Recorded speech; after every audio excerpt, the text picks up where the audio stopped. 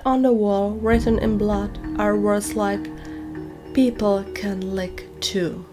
Alright, let's slow, phone and silent, because today we are doing 5 urban legends that live in the exact same place in your brain as "I heard a noise in the hallway and I'm choosing peace." And listen, I love scary stories, I love them, but some of these feel way too easy to imagine happening to you. Like you are not even the main character, you are just the next person who didn't lock the window, or get in a wrong taxi, or try to be a good person for 5 seconds. Okay, first one. This one is called Midnight Taxi. It's a calm night shift, like one of those nights where the whole city feels turned down. A taxi driver is cruising around a hospital area on a quiet Sunday night. Not chasing big fares, just driving, waiting, existing. Then it starts raining. That annoying rain that goes from cute to okay, this is personal in 10 seconds. And suddenly a girl waves him down. She gets in fast, like she's trying to disappear from the street. Hood up, hair kind of hiding her face. She looks soaked. She tells him very calmly to drive her to a nearby lake. And the driver is like, "A lake at this hour, in this weather?" But he shrugs it off the way tired people do. Maybe she lives nearby, maybe she's meeting someone, maybe it's none of his business. So he drives. And here's the detail that makes it creepy in a slow, itchy way. She doesn't talk. The driver asks normal stuff like, "Are you okay? Do you live near the lake?" Nothing. No answers. Just silence. So he stops asking. And the whole ride is basically the sound of rain hitting the roof. That steady drum, wipers, dark windows. The kind of silence where you start thinking about your own breathing. They get to the lake. She tells him to wait. Then she gets out and just walks into the darkness. "No, thanks. No, I'll be right back. Just gone." And the driver actually waits, like a decent person. He's sitting there thinking, "I can't just leave a young girl alone at the lake in the rain. That's weird, that's unsafe." So he waits a long time. Then she comes back, gets in like nothing happened. And now she gives him a new address, a place in the city. So he drives again. Same silence, same rain, they arrive. And she gets out. And she doesn't pay. Just steps out, goes inside the house, disappears. Now the driver is annoyed, because okay, ghost or not, that is still rude. So he gets out, marches to the door, knocks. An older man opens. The driver goes, "Excuse me, the young woman who just came in, she didn't pay." The older man looks confused, like genuinely confused. And he says something like, "There's no young woman here." The driver insists, like, "No, I literally drove her here. She walked inside." The old man says, "There are no children here, no young people, nobody like that lives here." And now the driver is standing there in the rain with that feeling in his stomach. That slow cold drop. Because the old man isn't joking. He looks tired, sad. Then the old man tells him the part you do not want to hear. He says he had a daughter. And years ago she drowned in the lake, in a car accident, with her boyfriend. And he says sometimes her spirit gets into a taxi, goes to the lake, like she's still searching for him. Then she comes back to her parents' house.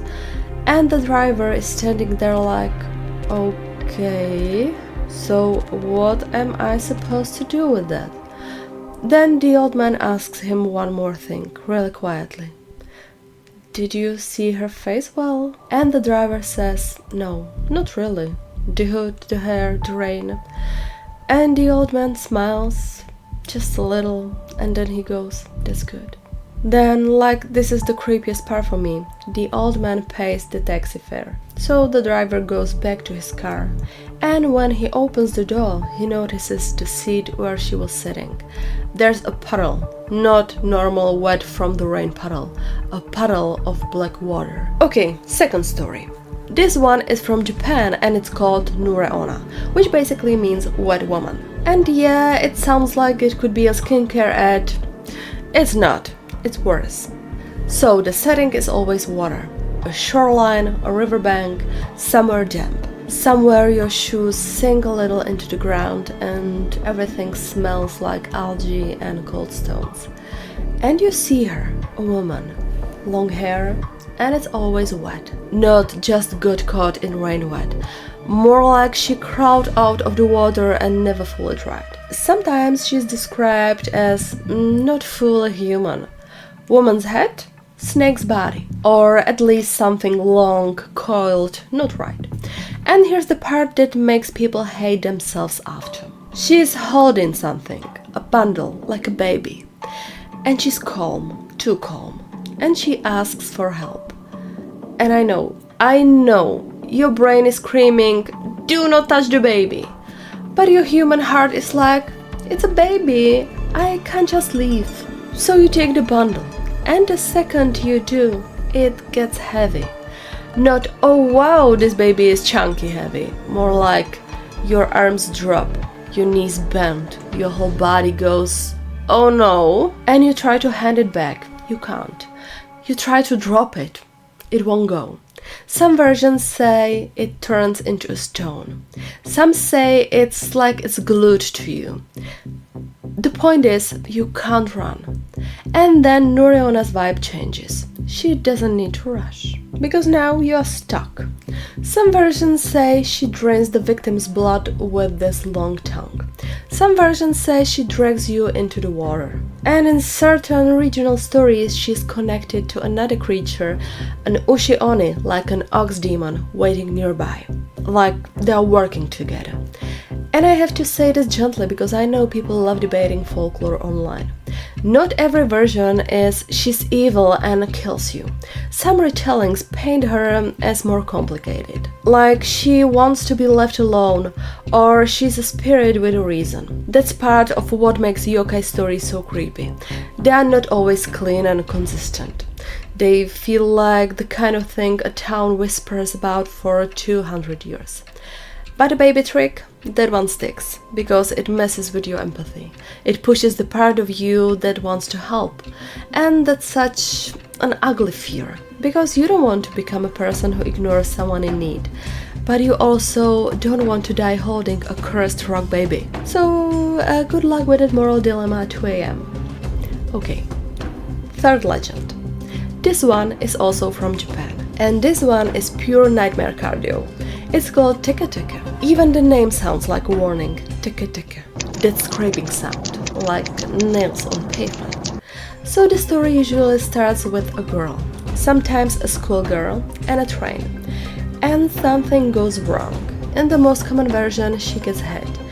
Her body is cut in half, and she dies. And then she comes back. Not in a boo ghost way. In a why is something moving that fast way, because she has no lower body. So she moves on her hands or elbows, dragging herself. And it makes that sound. And people swear she's fast, like you can run, you can get in a car. Some versions even say she can keep up, which is honestly disrespectful. And if she catches you, she does to you what happened to her. Slices you in half at the waist. Some versions says she uses sickle. Some versions keep it vague, because your imagination is already doing too much. And there's an extra layer to this legend that people repeat like a chain letter. The idea that hearing the story puts you on a countdown, like within days or within a month she comes for you. And the only way to avoid it is to spread it. Tell someone else. Pass the fear along. And look, do I believe that literally? No, but I fully understand why the detail survives, because it turns the story into a virus. It makes you complicit. You become part of the legend just by repeating it. It's genius in a very evil way. There's also a name that pops up in some versions. Kashima Reiko. Sometimes she's tied to bathroom hauntings and riddles, like she asks you questions and you have to answer perfectly. And some retellings add a backstory involving a terrible assault or neglect. That part is often treated like a rumor or variation because urban legends mutate depending on who tells them. So I'm labeling that exactly what it is. A version people repeat, not something we can confirm like a news report.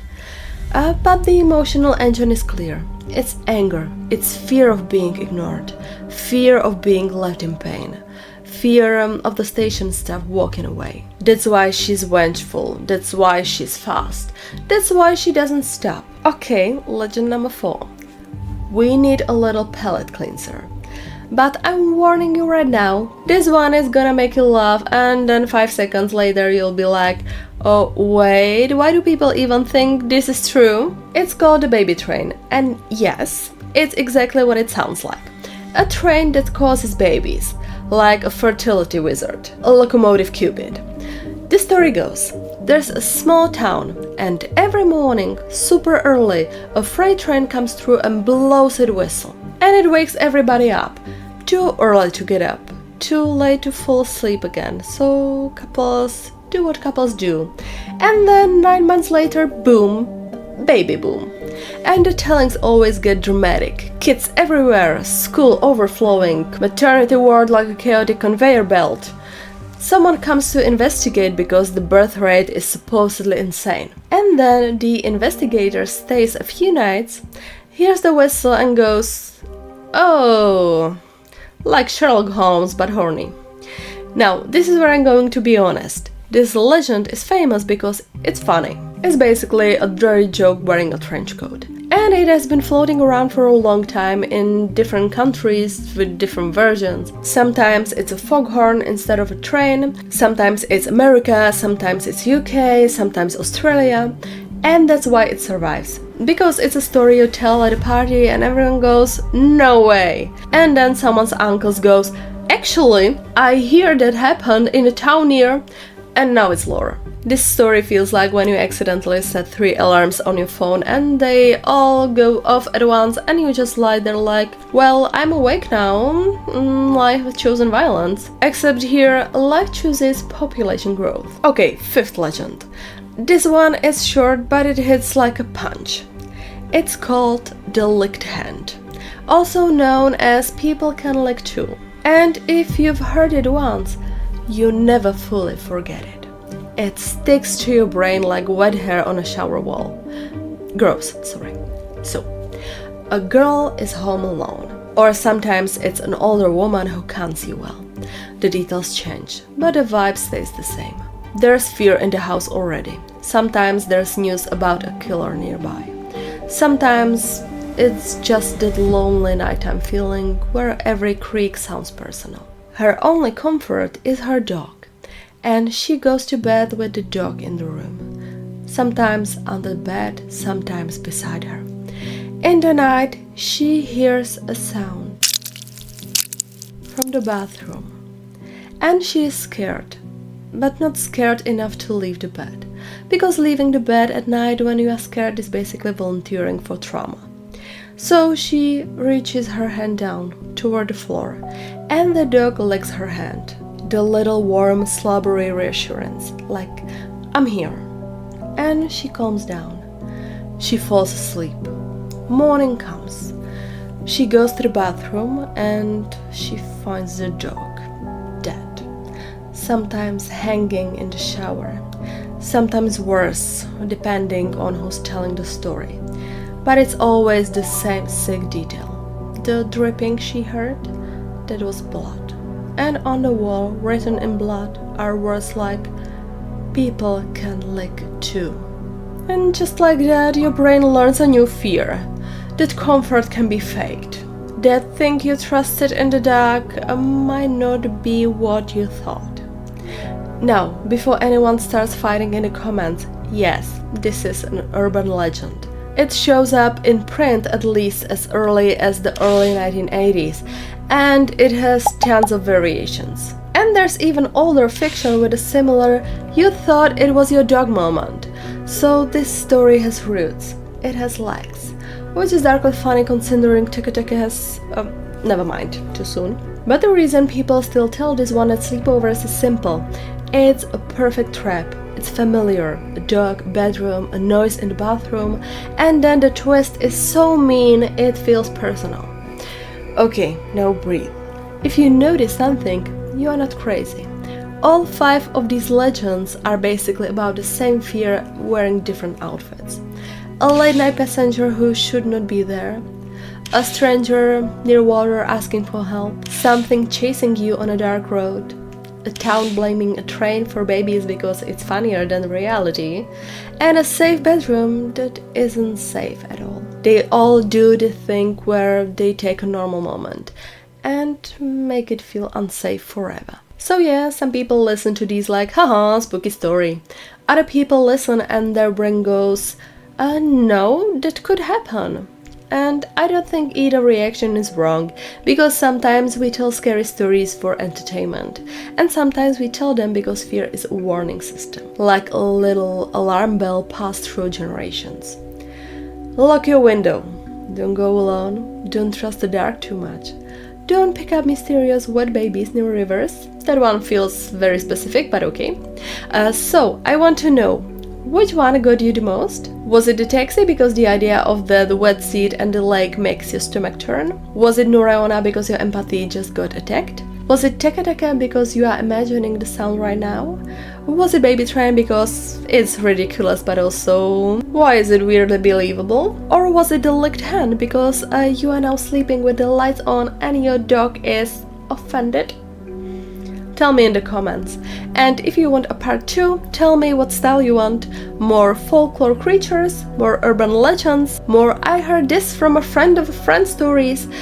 Like the video if you survived this with your sanity.